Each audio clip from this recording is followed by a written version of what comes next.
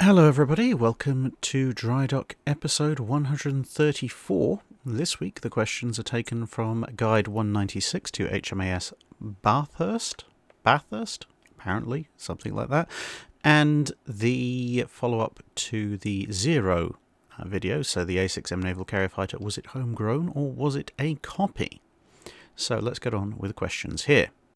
Riva asks, given the typically ferocious attrition pre-war and early war escorts typically suffered, what circumstances saved the Bathurst class from such losses? Well, actually, pretty much the answer is in the question. The very first of these ships don't actually commission until the end of 1940, and only a few of them in 1941. So that early period, sort of late 39, pretty much all of 1940, and for the majority of the production run, a good chunk, if not all of 1941, they're just not around. So in those early few years, they can't take the heavy losses that a lot of the pre-war and early war escort forces take because they aren't there to be shot at. Additionally, because a lot of them are obviously built for the Royal Australian Navy, they are deployed to defend Australian waters and often see service in various escort missions for convoys in and around that area, so Indian Ocean, that sort of thing. Obviously, they are present in other convoy operational areas. There's some in the Mediterranean, for example.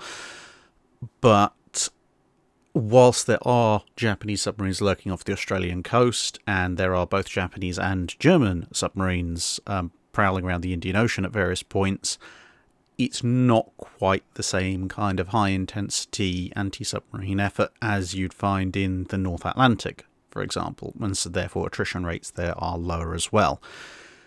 So those two factors combined mean that you don't see too many losses amongst them, and since they're not front-line ships, they're not destroyers or cruisers or battleships, whilst again they are subject to enemy air attack, they're not subject to enemy air attack at quite the same levels of intensity as you'd find some other types of warship being attacked. And collectively, this adds up to them having a fairly high survival rate, but also you've got to acknowledge the fact that they're pretty good solid ships and they're generally crewed by pretty good solid crews, which factors in quite considerably as well, because you can sort of have one of the quietest operational areas of the war, but if the crew is no good or the ship is an awful design, the one attack it's actually subjected to has a fairly high chance of sinking it. So, a combination of multiple factors. Jonas Drogdal asks, you mentioned in Drydock 110 the British proposing 12-inch guns being the upper limit in the London Naval Treaty. What if that proposal had been accepted? Would we have seen much of the same development as happened, i.e. people ignoring it, or would it have become World of Scharnhorst or World of Alaska? If so, would that have put a crimp on bigger gun developments once everyone decided, actually, no, I'm going big guns? And who would have benefited the most from this? Yes, this proposal was put forward at both London Naval Conferences, proposed reduction to 12-inch armament, and also actually a theoretical reduction to 25,000 instead of 35,000 tons for capital ships. It going through at the London Naval Treaty somehow probably doesn't affect things all that much, considering when the supposed to be treaty-compliant ships were going to be laid down, i.e. King George V, North Carolina, etc., because at the point of the 1930 treaty, the battleship building holiday was still in place and would continue for a little bit longer.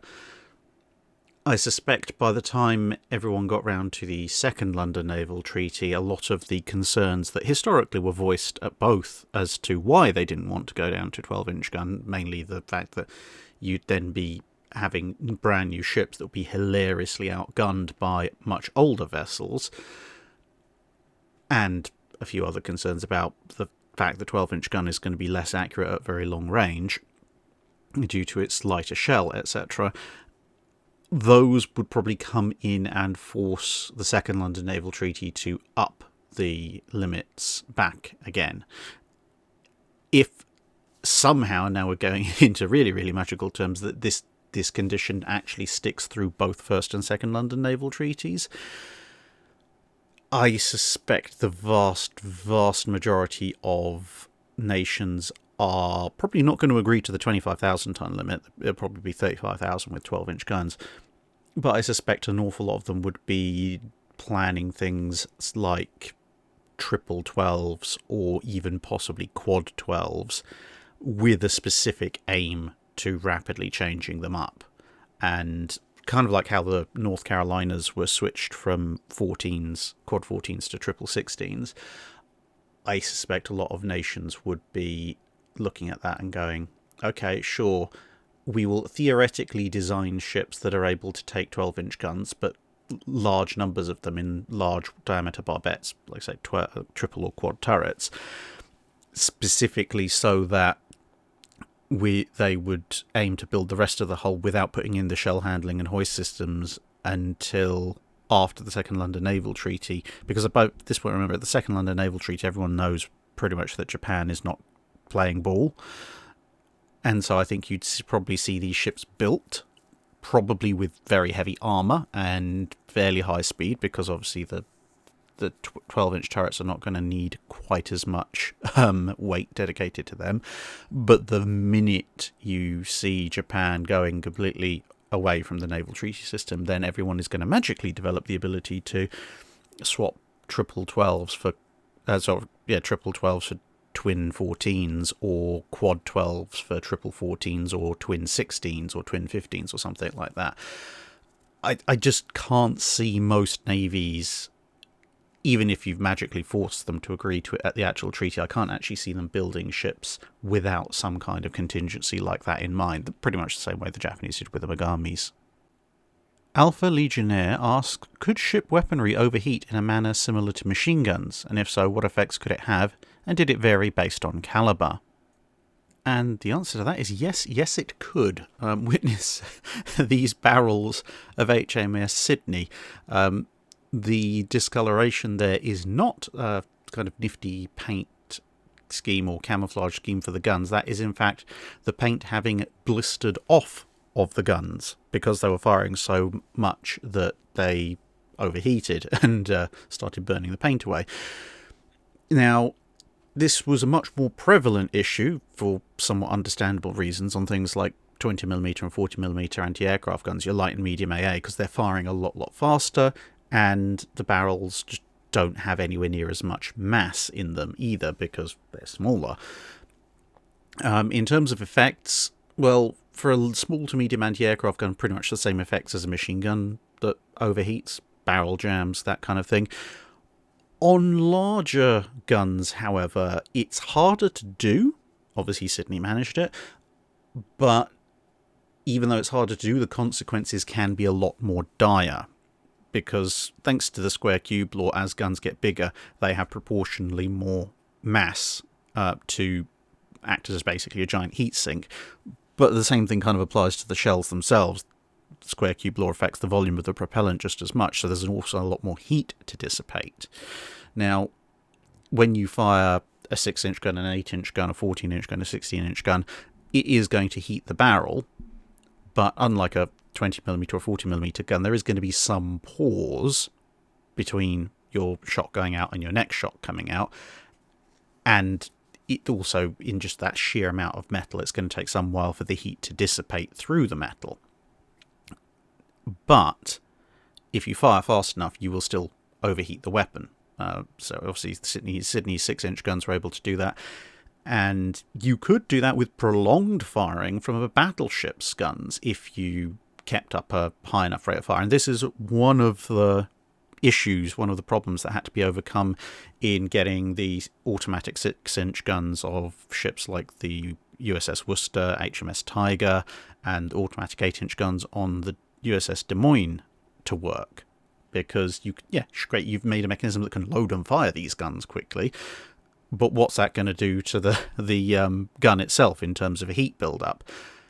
And this is where you get into the realms of things getting properly dangerous, because, of course, there's a lot more explosive power.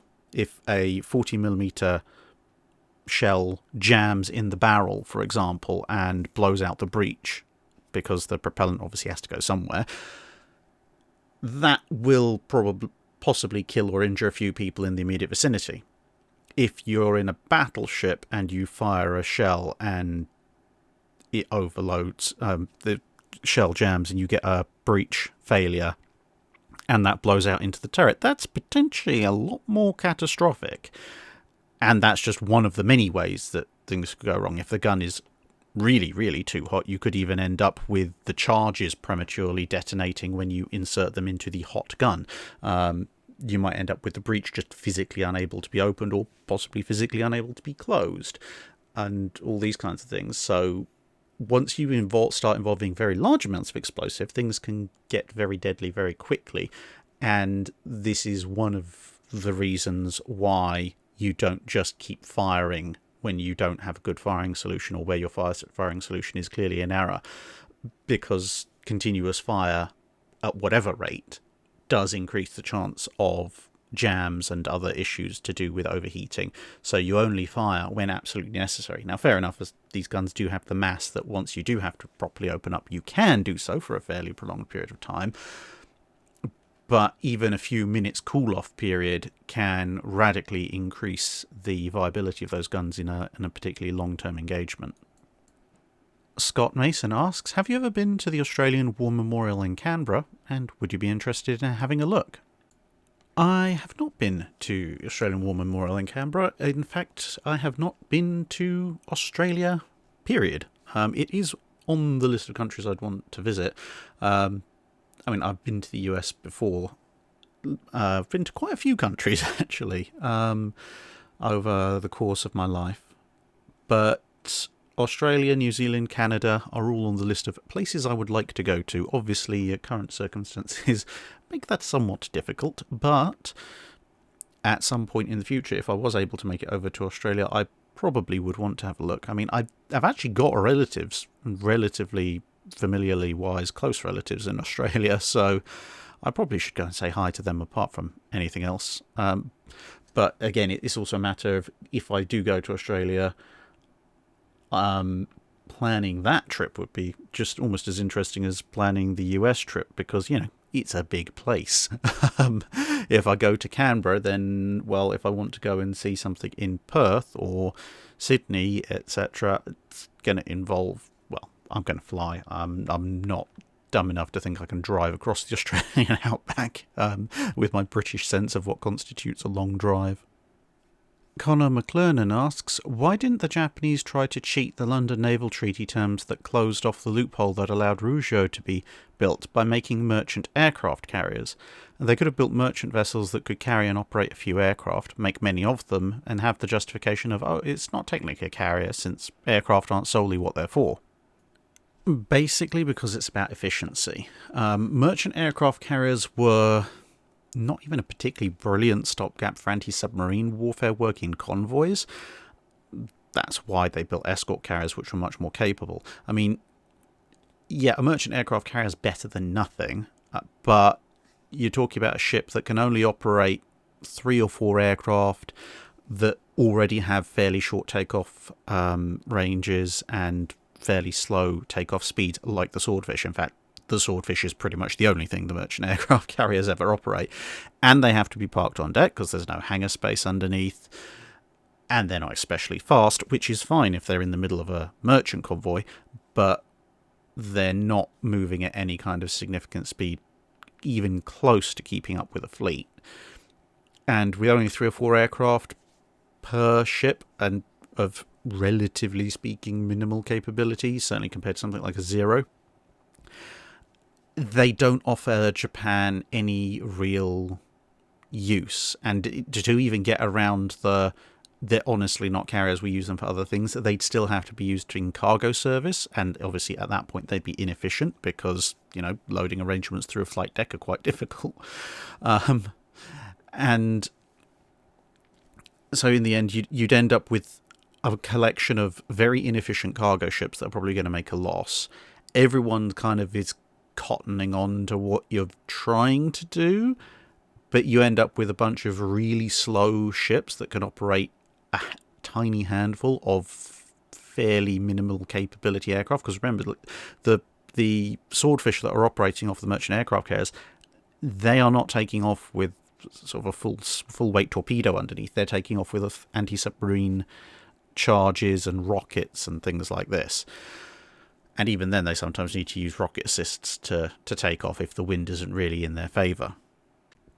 Now, I suppose you could argue that maybe they could convert larger merchant ships, but to be perfectly honest, larger civilian ships than the stuff that was already used in World War II for merchant aircraft carriers are very, very rare, difficult to find. They're usually ocean liners.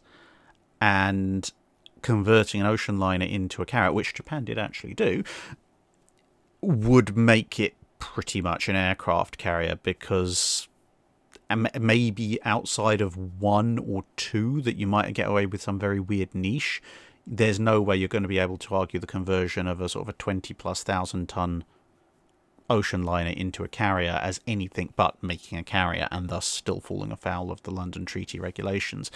The only reason I say you might get away with it in one or two cases was if you took an ocean liner, gave it a flight deck, and put it back into ocean service. As I mean, ocean liners already, apart from obviously third class accommodation, are pretty much vessels for the rich in a lot of cases. Not entirely, because they still have a useful transportation purpose, because the air travel routes are even more expensive. But you could maybe make a case of, oh, well, this is a special ocean liner, all the accommodation aboard is first class, and the reason we've put this flight deck on board and it's in civilian service is because the really, really rich people might want to fly out to their ocean liner, and then when the aircraft aren't undertaking air operations, we've got this massive sun deck for them to all be on, which looks very nice. And the sheer luxury of being able to, bring your own personal aircraft and join your ship offshore and all of this kind of thing. To be honest, I think the Americans will probably stand a much better chance of getting away with that particular line of argument than the Japanese, but they could try. A lot of people would still be concerned that it could be turned into a carrier in times of war, but I don't think you'd get away with it more than once or twice. Brainlet asks, what could the US have done to prevent the naval invasion of the Philippines, and how could the locals have helped? And he says in brackets, you can tell I'm Filipino. I mean, there are a few things. One of the most obvious, obviously, being having functioning torpedoes for their submarines. That certainly would have helped. The US Army Air Force getting something of a clue about perhaps not laying all their aircraft out in nice, neat parked lines for when the Japanese show up also would have helped.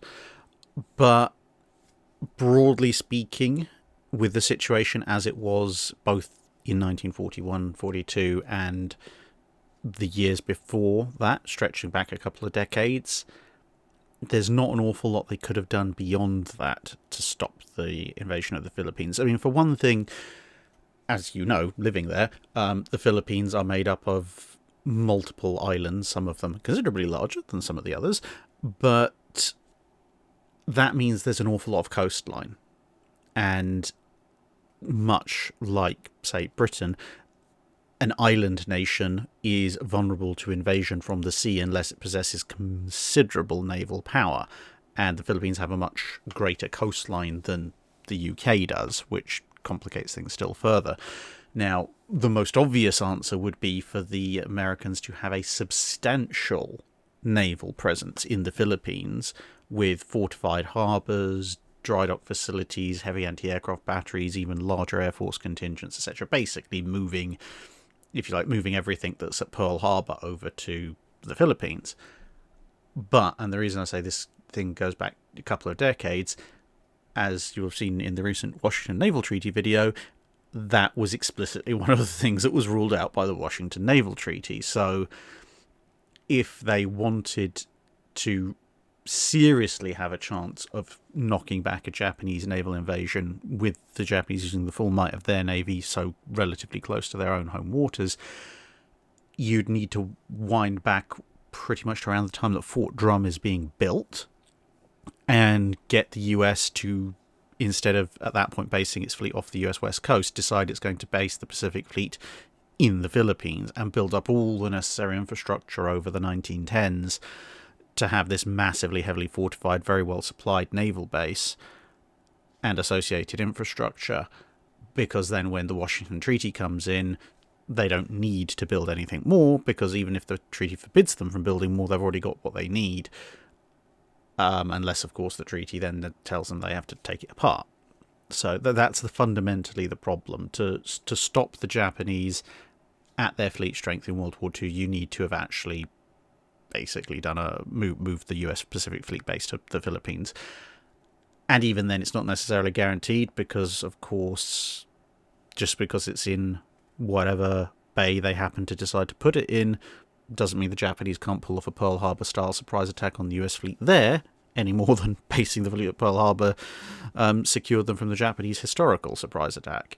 So it's entirely possible that whatever you could realistically do, even in that extreme scenario of moving the whole fleet there, it might still lose. The Americans might very well still lose the fight. In terms of how the locals could have helped, assuming that for whatever reason either a Pearl Harbor style sneak attack doesn't happen, or it's detected early enough to fend it off, or it gets through but with considerable disruption, so the damage isn't quite as bad. The main thing that the locals, the Filipinos, could have done in that scenario to help prevent the invasion would have probably been manning a very extensive system of coast watching stations, for one thing, and probably maybe even flotillas of scout patrol craft, nothing particularly large or fancy, but basically setting up a human and radio powered early warning network around the Philippines, which would allow the American forces to know where the Japanese are when they come within relatively close proximity of the various Philippine islands. That then allows the Americans to concentrate their forces in the right areas to try and fend the Japanese off and not be outflanked or whatever. Obviously, coastal defense forces would also be quite useful, so perhaps manning PT boat style swarms, if the Americans will let that happen. Again, the Philippines really have too much coastline to have a whole system and chain of forts, but the thing is, a lot of it, if you were looking at it from an idealized perspective, you'd want battalions or regiments or divisions of Filipino troops trained to move around inside the country and very quickly turn any potential landing spot where it looks like the Japanese are amassing into a very heavily defended place that will cost them dearly to invade. And we know from things like Wake Island, the Japanese didn't do that well in opposed landings. But that requires weaponry, it requires large amounts of training, it requires large amounts of firepower to be handed out to the Filipinos, and I think you probably understand just as much as anyone, the chances of the Americans actually doing that are pretty slim. There had been, a few wars about the whole whether or not America still gets to control the Philippines at that point, and I don't think the Americans would have done that short of somebody travelling back through time and forcing them to do it somehow. There's the ideal scenario, but realistically speaking, I think the coast watching stations and some kind of reach back into the past in the 1900s and 1910s, where the US, for whatever reason, decides it's going to base the Pacific Fleet out of the Philippines, are pretty much the only semi-realistic shots at stopping an invasion at that point. Gottjäger and Charles Petit ask two similar questions. If the Royal Navy had finished the two laid down line class, incorporating the same improvements they incorporated into Vanguard, now what do they do? Do they keep all three battleships, Vanguard, Lion and Temeraire? How long do they last in Royal Navy service? What ships are lost in order to afford this? And what do you think would have happened to the Lion-class battleships if they hadn't been cancelled? Would they have been completed before the end of the war? And if so, what effect would they have had on British operations? What do you see happening to them post-war? Well, given that Vanguard, even with delays, just misses World War II, with being laid down in late 41. Given that Lion and Temeraire are actually laid down in 1939, even with the delays anticipated to the new 16-inch guns, it's thought that they would have been finished by 1943.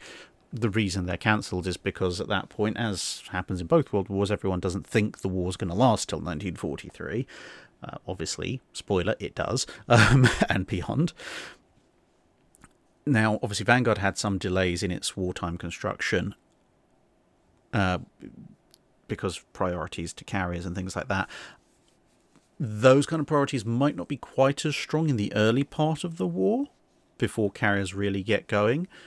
So, given that the hulls themselves probably can be completed relatively quickly while they're waiting for the guns, if the Royal Navy decides that, yes, actually, the war may well last into 43 and beyond, and therefore we will need the Lions, and they keep going with it, then it's entirely reasonable to expect that they come into service at some point in 1943. At that point, what effect would they have had on British operations? Well, there's not an awful lot left for them to do by 43, to be honest, other than act as modern fast battleship escorts for the carriers. The only real major ship-to-ship action that is still to come for the Royal Navy's capital ship force, but at this point, is the Battle of the North Cape, the battle that sinks Scharnhorst. So it's entirely possible, especially with Bismarck kind of in the offing, that instead of putting a 14-inch arm King George V out, i.e. Duke of York, they might put Lion or Temeraire out. So North Cape might go down as Lion or Temeraire sinking Scharnhorst instead of Duke of York sinking Scharnhorst. But I suspect that would probably have been the only major action that you'd see the Lion class in their designed role. Everything else after that is either going to be meandering up and down in Arctic convoys waiting for Tirpitz to not come out, and then maybe some shore bombardment duties, because by the time they're in commission, the war in the Mediterranean is basically going to be over as from a heavy naval perspective. So there'll be a lot of shore bombardment stuff, inevitably adding more anti-aircraft firepower, and then at that point being relatively new. Once Tirpitz is dealt with, they may then form part of the early core of the Eastern Fleet, and then obviously it transforms into the British Pacific Fleet, which then may see them will see them in operation against the Japanese in various ways, shapes and forms.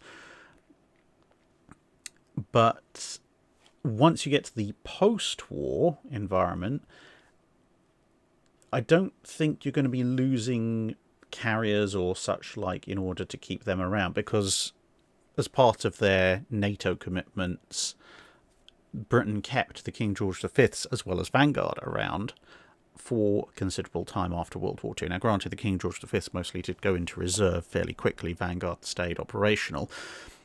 But rather than have now this very complicated 14, 15 and 16-inch supply situation, the Royal Navy might have concluded that, well, we've got the Lion and Temeraire. They're somewhat less worn out than King George V and Duke of York. Obviously, Prince of Wales has been lost, so they might decide that they'll keep Lion and Temeraire in reserves instead of King George V and Duke of York. Anson and Howe are still fairly new, although that keeping them around still does leave this whole problem of 3 different shell supplies for the battleships. So you might see Anson and Howe moved into kind of a deep reserve, using the stocks of shells intended for King George V and Duke of York as a kind of break glass in case of absolute emergency, whilst Lion and Temeraire might stay on the more sort of ready reserve, and then Vanguard's floating around doing its royal yacht thing, because it's slightly more glamorous. And they probably would have stayed like that, to be perfectly honest. Probably not necessarily going out of service around the same time as the King George V's and being scrapped, because they would be newer, they would be more powerful, but it might persuade the Royal Navy to actually dispose of Anson and Howe slightly earlier than they historically did, use the savings to keep Lion and Temeraire around. And then it really comes down to kind of the period when Vanguard historically is set to be decommissioned. When they look at it and they make this evaluation, they'd rather have 2 cruisers than a single battleship, which personally I still think was something of a mistake. But anyway, they would then have potentially a choice of, do we get rid of all 3 battleships? Do we get rid of 1 and keep 2? Do we get rid of 2 and keep 1? And I think it would depend on what level of modernisation all of them have, because Lion and Temeraire would theoretically be the more powerful vessels. Vanguard might be the slightly newer vessel and slightly less worn. So it might well, and to be honest, very well, might end up with, you know what, we're just going to scrap all of them. But you can come up with a number of potentially plausible scenarios. Maybe they get rid of Vanguard. Vanguard did have a few issues with weight later in life. They might go, okay, well, actually, we'd rather keep 2. Now we have 2 battleships rather than 1, because 1 battleship obviously is going to be out of service a certain amount of the time. They might decide maybe to just draw a line under the Tiger class cruiser development program and say, we're not going to have those. We'll let Vanguard go, whether to the Breakers or the museum ship. You can always dream. And keep the Lion class around for a bit. Where that might be a sort of the most optimistic long-term scenario, at which point one of them might survive long enough to maybe be made into a museum ship as sort of the biggest and best Royal Navy battleship ever produced, because at that point you're verging on to maybe, in this very optimistic scenario, into the mid to late 60s, early 70s, which is when the museum ship preservation movement really gets going. We might not end up having Belfast. We might end up with Lion or Temeraire moored in the Thames instead. But there you go. There's a potential scenario that's slightly more cheery than, and are probably scrapped in the 1950s. Sator asks, what is your opinion on the carrier Aquila? Could it have been a valid ship despite the inherent limitations of an ocean liner conversion? It depends on if you're asking on a strategic level or on a technical level of the ship itself. On a strategic level, Italy's in the middle of the Mediterranean, and at least until Operation Husky, it has Sicily as well. The Italians generally, apart from some stretches of the extreme east and western ends of the Mediterranean, don't really lack for the ability to get air cover out there. What they lack is the ability to coordinate half the time. So on a strategic level, it doesn't make a tremendous amount of sense. I mean, there you can argue, yes, potentially at some places like, say, Matapan, something like an Italian aircraft carrier would be able to put up a combat air patrol that might be able to disrupt the British attacks.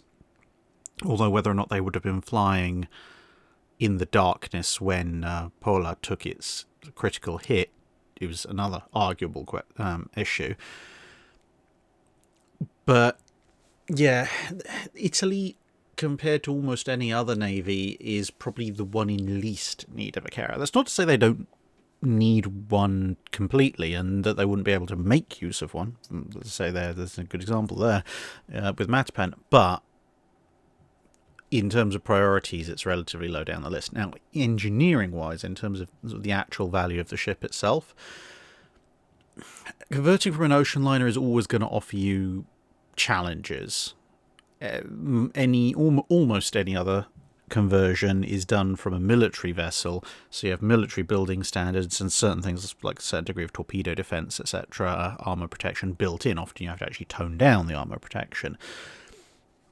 Whereas with an ocean liner, they are not known for being the world's most heavily built ships, and you can see with the conversion process, the Italians were having to sort of work armor in, work concrete in, partially armor the flight decks, all this kind of stuff, and it was their first carrier. For its size, given that its air wing was supposed to be 50 plus, admittedly, sort of all trying to do the all singing, all dancing stuff with the RE2000, the Falco, and not actually having a folding wing variant initially as well, it would have had a decent enough air group. Certainly compared to sort of the fully armoured carriers, which in the Mediterranean weren't carrying anywhere near as many aircraft. But it suffers from the problems of being kind of Italy's first carrier and being a conversion from a civilian vessel.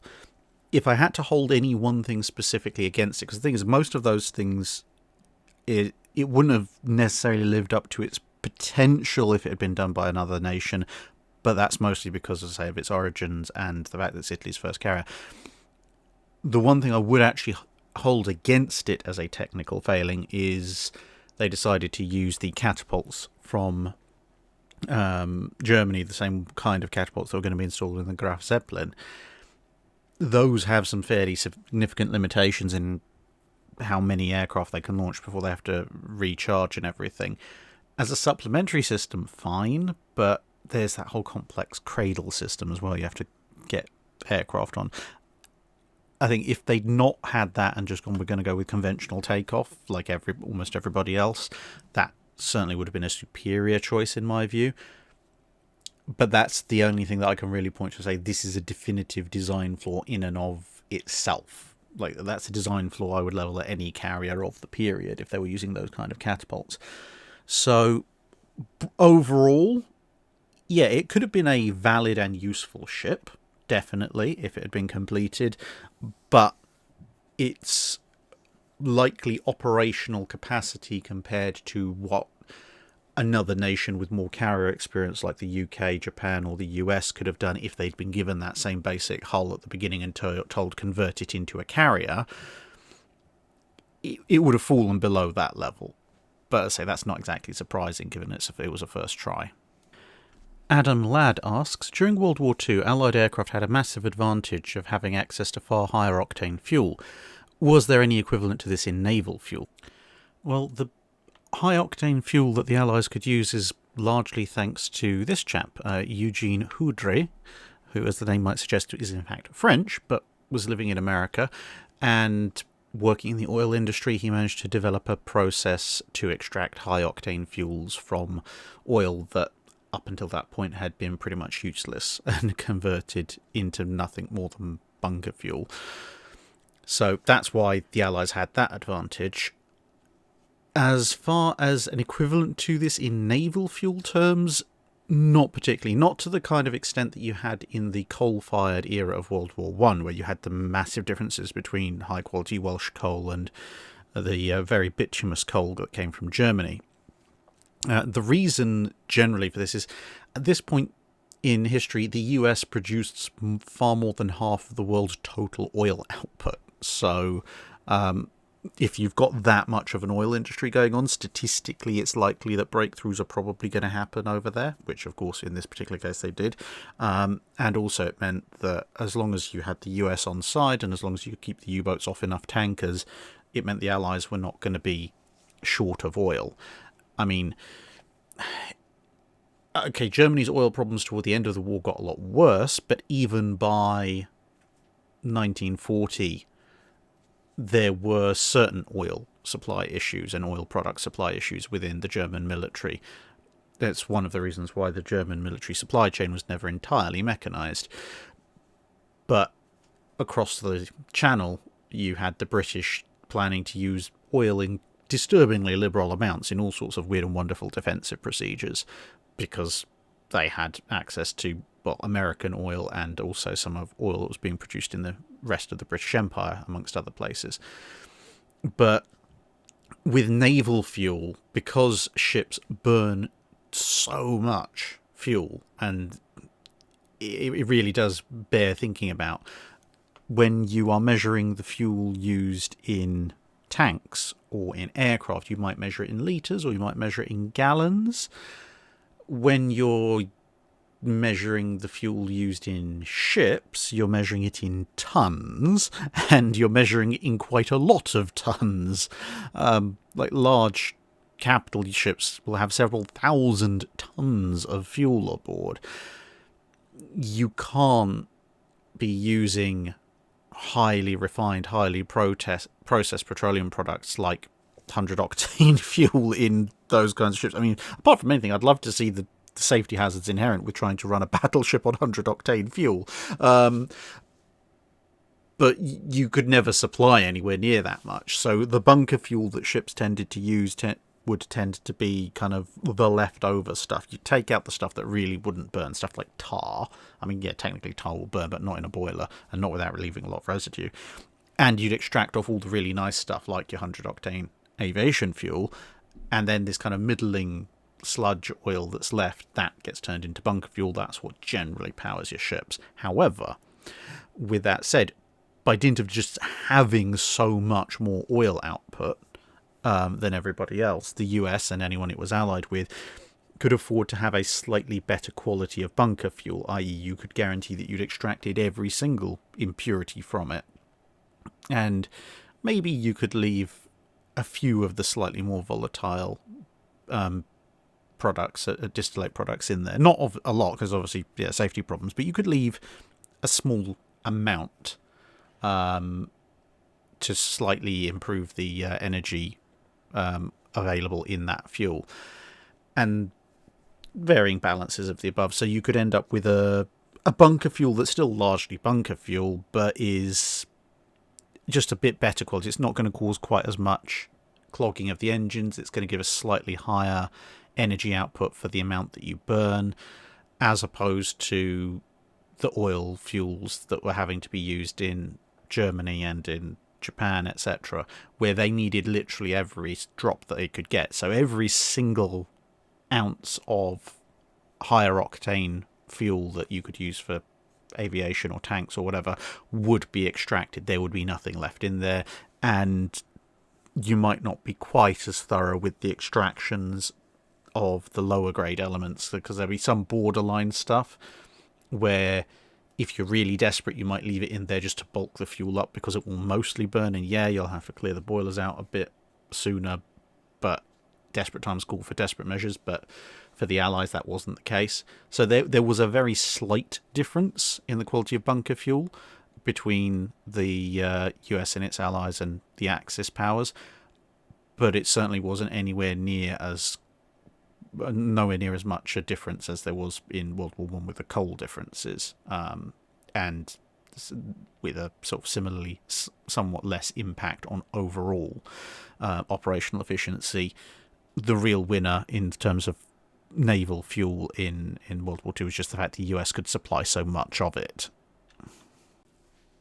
Andrew Dederer asks, early steam engines lacked the fuel efficiency for long voyages and so were mostly important on a tactical and operational level.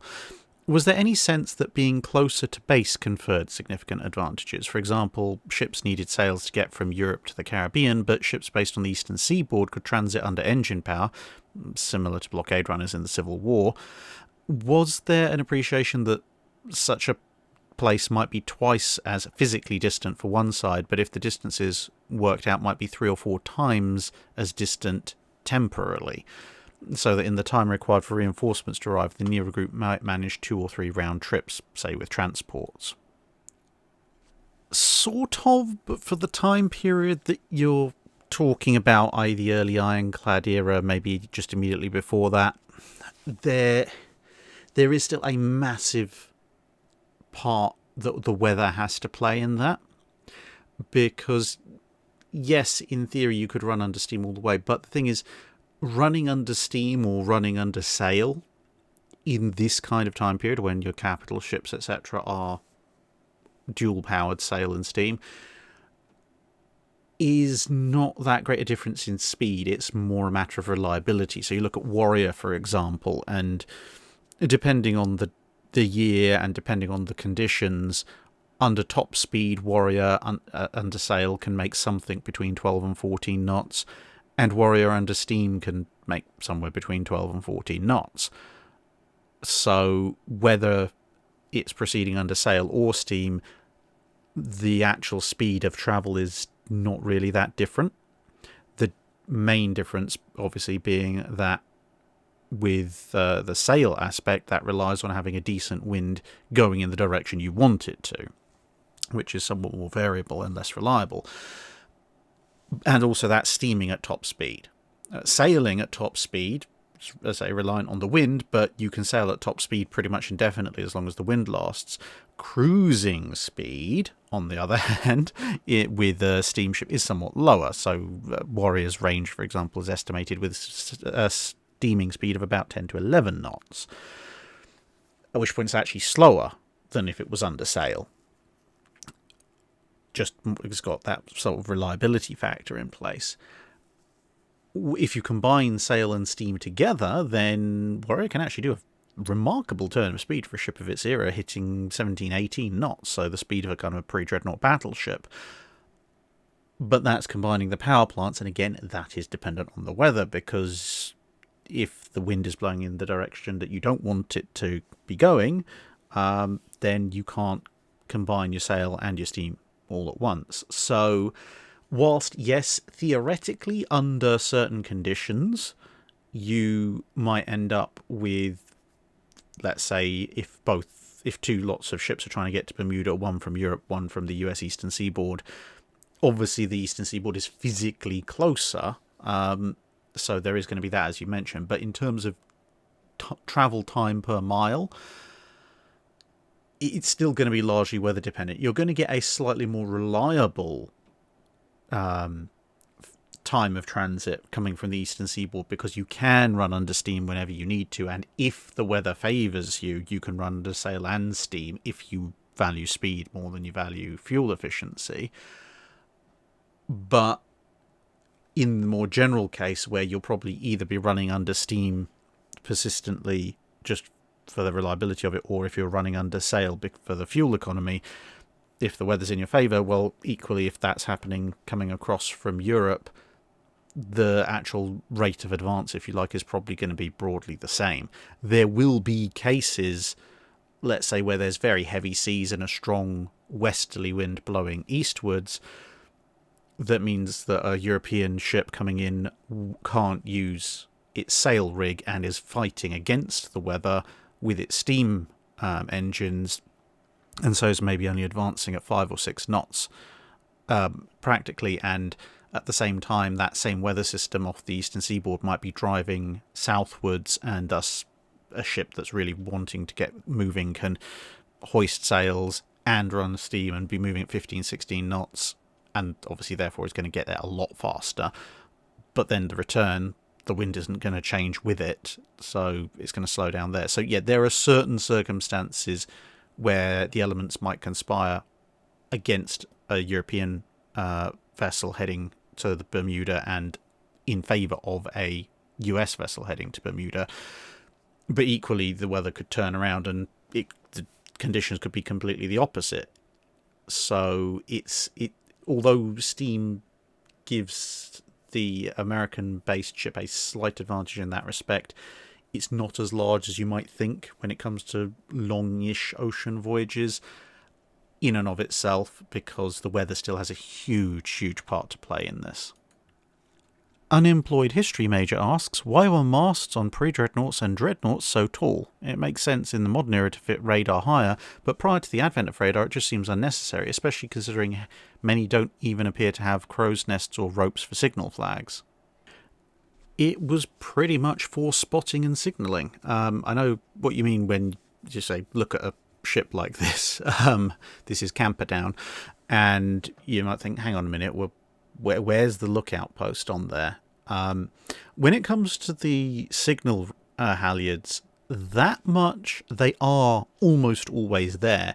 It's just that a lot of photos of the time you might not necessarily see them, because, you know, old school photos. I mean, old school photos can be very detailed, but going through the various sort of post-ironclad pre-dreadnought ships that in the collection that I've got, to bring you an example, I did notice that you could just about, if you zoomed in, see traces of the ropes, but in an awful lot of them, especially ones taken in very bright conditions, the existence of the ropes is just washed out completely. I had to go for this one particularly because it's actually one of the better ones in showing that whole set of rigging. They've got things about flying the flags, fairly high.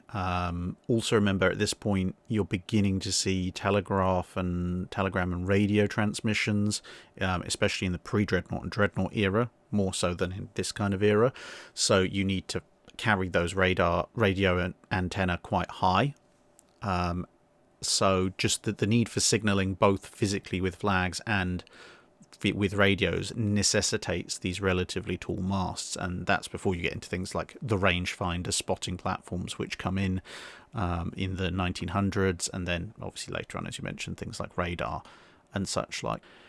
Send Penguins asks, what are the trade-offs between locking your main battery turrets on the turret rings, such that when the ship is turned upside down, turrets are still left in place, versus simply letting the weight of the turret hold the ship on the mounting ring, as with a number of ships that lose their turrets when the wreck turns upside down on its way to the bottom?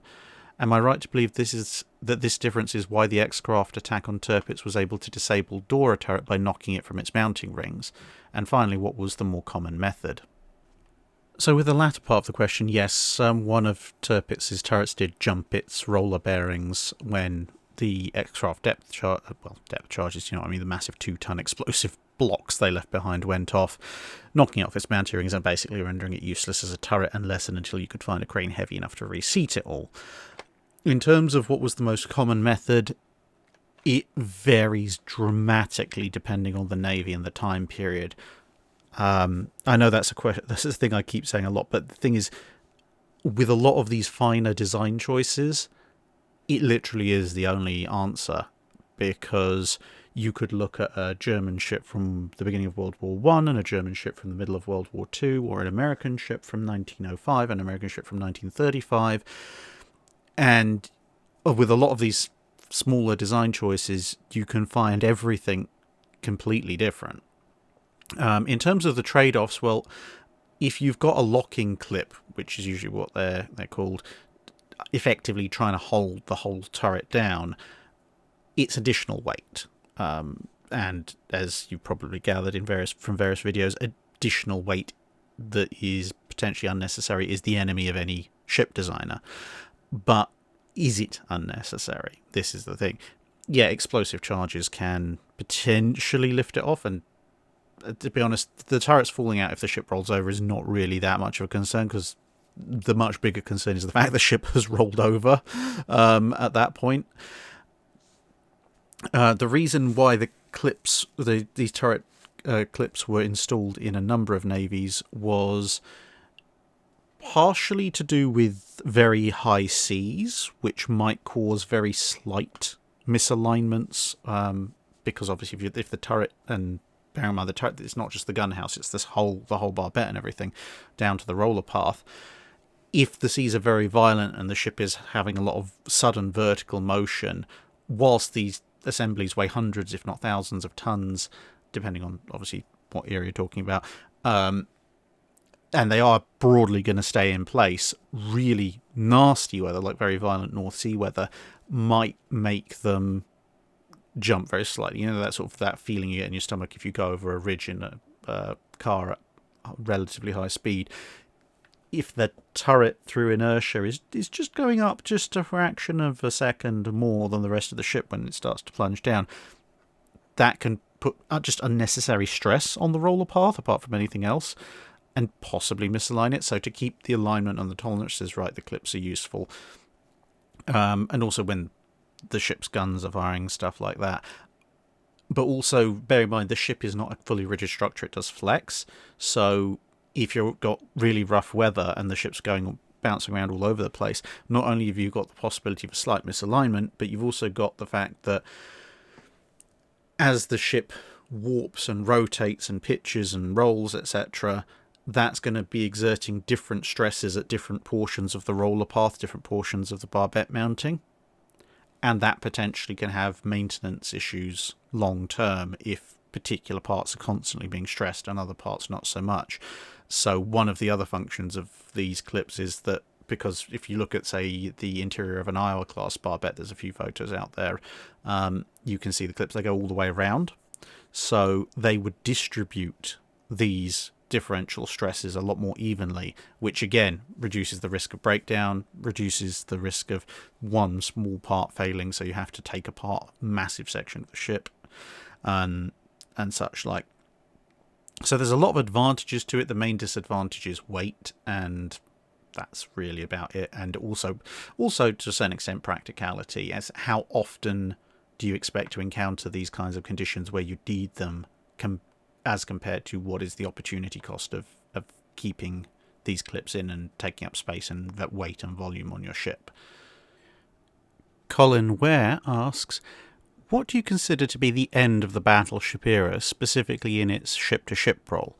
Many point to Taranto, Pearl Harbor, the sinking of Force Z, etc., as the signalling the end of the battleship era, but I tend to disagree. Whilst the writing is on the wall, until the development of a reliable night air-to-surface attack doctrine, tactics and aircraft, battleships still have an important role to play in their respective navies, being prepared to fight night engagements.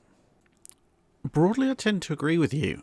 There is often, as you mentioned, all these reasons given why the end of the battleship era came about in effectively 1941, but I don't think that's entirely valid.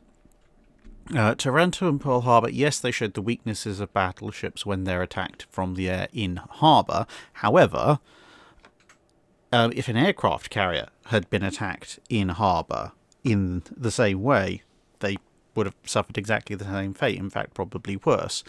So whilst Taranto and Pearl Harbor show the power of carrier strikes, that doesn't necessarily invalidate the battleship in its primary role.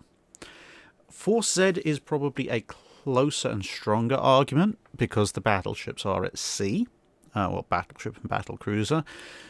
But again, I'm a bit loath to say it marks the end of the battleship era, in part because they're unsupported. Yes, they're attacked by aircraft, but they have no air cover, and they're effectively attacked by overwhelming amounts of aircraft. And isolated force attacked by overwhelming power and sunk isn't exactly a new concept.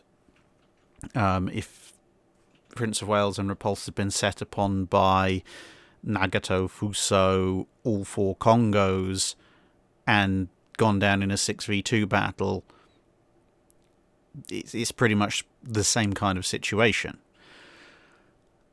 Now, what it does show is that the battleship, to operate in daylight against an enemy with a large and competent air force, does need support, but that's not really any different to, say, the late 19th century. Prior to that, the battleship had operated pretty much as its own unit. Then torpedo boats came along, and suddenly it needed secondary batteries and cruiser support, and then later destroyer or torpedo gunboat support as escort to see off enemy light craft attacks.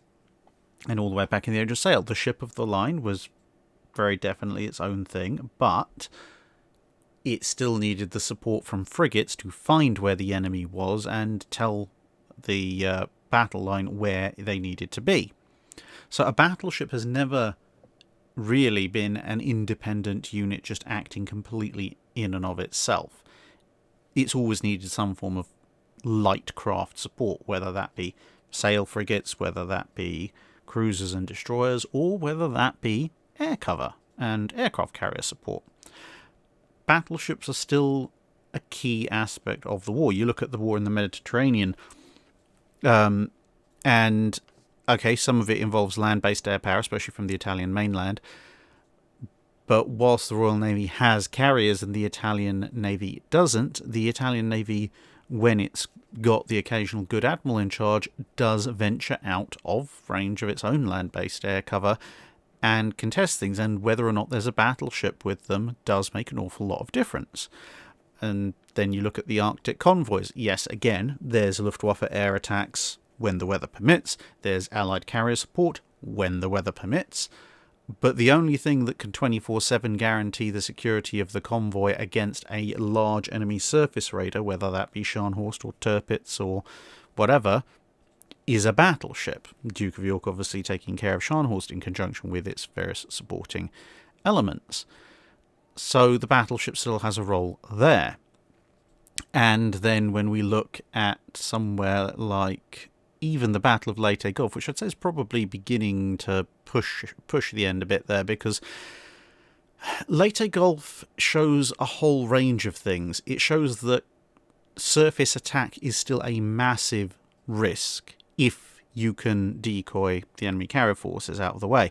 And of course, the destruction of Musashi earlier in the conflict also shows that air attack, even when that ship has escort, and then later on, obviously, in Tengo, the sinking of Yamato, even though it has escort, shows that air power is beginning to get the upper hand, although, again, it is more a display of overwhelming force than it is a definitive mark between one type of ship and another. I mean, if you did a 1v1, i.e. a single Essex's strike group against Yamato, you could make an argument that Yamato might certainly have survived. It would have been damaged, but it may have gotten a lot closer, maybe even managed to get in range to do its mission if it had just been purely a matchup between a single Essex and Yamato. The fact that it wasn't is a product of, again, industrialized might, and the fact that, well, if it had been a surface engagement and you substituted in battleships for carriers, Yamato still wouldn't have stood a chance because it would have been massively outnumbered anyway. And even, I mean, yeah, you can look at Yamato and go, yes, of course, it's got almost twice the tonnage of an S6 class, but to be honest, you could put Nagato in the same circumstance, and okay, Nagato's an older ship, it might not survive the strike, but a treaty-era type battleship, a 35,000-tonner like North Carolina or a South Dakota, again, against a single carrier's air group, probably would have made it through, or certainly made it a lot closer. The key difference that you have, I think, and this is where I personally tend to draw the line, is kind of, as you mentioned, the night, but it's factoring in the Arctic stuff. It's about all weather. So at Guadalcanal, you see, when it comes to night and the Japanese surface forces are advancing, the US forces, because they don't have their own heavy surface forces in equal measures, are forced to fall back a lot of the time. And a lot of the fights in and around Guadalcanal are the surface action forces. So when carriers begin to retain and gain the all-weather strike capability, that, I think, probably marks the end of the fast battleship. You can argue that the slow battleships of sub-25 knots has been relegated to second-line duties mostly by maybe 43-ish. But the fast battleship, 28, 30, 33 knots, I think that really only goes out the window in terms of losing all of its possible utility in a world where, A, you've got sufficient carriers, or your opponent has sufficient carriers, to actually cover a substantial portion of the conflict zones in question, and B, you have an all-weather attack capability that actually matters. Because at that point you can hit a battleship, whether it uses the cover of night, the cover of bad weather, whatever, and then it becomes simply a matter of range, and the carrier is always going to win the range fight because aircraft. So when exactly that occurs depends on the Navy, I think. Kenneth Lynch asks, what were the reasons the Kriegsmarine did not share its radar technologies with the Regia Marina so that Italian ships could be outfitted with radar early on in the war? So I feel I have referred to this previously somewhat, but recapping, it's a combination of two things. One, the Italians are developing at the very start of the war, so 38 before the war and then 39-40, they are developing their own radar, which will become the Gufo set. They stop development of that because of budgetary issues, and then they restart it when, Matapan and stuff show that actually that was a good idea. So pre-war and immediately into the war itself, you've got the Italians probably saying, well, look, we're doing our own thing. We'll be quite happy with that. Secondly, there is the simple fact that radar is expensive, and it's very complicated and very niche at the beginning of the war. It's not a case of, oh, okay, well, here's some blueprints, now you have radar as well. One, you need the fundamental understanding of the principles of it, and, okay, maybe handing over to more complete German plans would help the GUFO program develop. Maybe it wouldn't, who knows. But Germany is still at the bottom rung of the radar ladder at this point, as is pretty much anyone else who's on the cutting edge of radar technology, because it is very, very new, come 1938, 1939. So they can't build spare radars for the Italians. They need every single bit of radar infrastructure that they can on their own front lines. And the Italians probably don't have the necessary technological infrastructure to immediately start production of German radar sets of their own. And as they have budgetary issues. So abandoning the GUFO system, the stuff they're sinking money into already, and then trying to rebuild a whole new production line to set up new radar production, despite the fact that obviously knowing it's a relatively cutting-edge system, it's probably going to have to be all replaced or upgraded again in a few years. That's beyond the capabilities of almost any nation at that point. It's only the biggest, most powerful, and most technologically advanced nations that are able to begin producing radar at the beginning of the war. And even then, you look at British ships, American ships, and as I say, German ships, not all of them have radar. Even several years into the war, not everybody has even basic surface search and air search radar. And then once you get into the mid-war period, 42, 43, and even into the late war period, once radar starts to become much, much more common on most Navy's ships, at least the big ones, there's still quite a wide variety of capabilities from different marks and models. So you get as far as things like, say, Surigao Strait, where half the US battleships can't engage, the other half can. All of them theoretically have night fighting capable radar, but half of them have a significantly more advanced set, so they can. The other half don't, and that's the United States. Yeah, if the US isn't immediately putting the latest and greatest radar on every single capital ship they own, to say nothing of cruisers and destroyers, you can understand why the Germans, right at the beginning of deploying radar on their own ships, simply aren't going to have the time to, or the infrastructure or the production capability to distribute radar to the Italian ships. And the Italians say, oh, if you just leave them a set of blueprints, they're probably not going to be able to get that much of an advance on what they installed historically anyway. And that's it for this week. Thank you very much for listening.